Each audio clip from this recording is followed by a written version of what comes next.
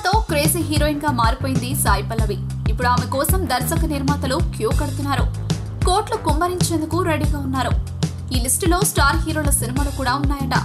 అయితే సాయి పల్లవి మాత్రం కోట్లకి కరిగిపోవడం లేదు. కథ నచ్చితేనే చేస్తానని తేల్చి చెప్తోంది. ఒకవేళ ఆమె ఓకే చేసినా కండిషన్స్ అప్లై అంటోంది. ఇంతకీ ఆమె పెట్టిన కండిషన్స్ ఏంటో తెలుసా? సినిమాలో వెస్ట్రన్ డ్రెస్సులు అసలు వేసుకోదట. ఇదాలో వెస్ట్రన్ డ్రెస్సులో కనిపించారు కదా అంటే శేఖర్ కమల బలవంతంపై మాత్రమే వేసుకున్నా, ఇకపై వేసుకోమంటే కుదరదు. రీమేక్ సినిమాలో నటించేది లేదు. ఇలాంటి బోలెడు కండిషన్స్ ని తన దగ్గర వచ్చిన దర్శక నిర్మాతల ముందు ఉంచుతోంది.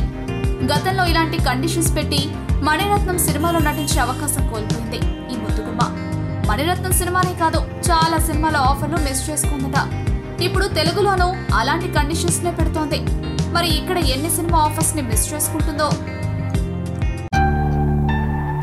ఇంతకుముందు ఏం చేసావు? నేనా? షార్ట్ ఫిల్మ్ తీసా, తల పగిలింది. ఎవరిది? షార్ట్ ఫిల్మ్ పేరు సార్.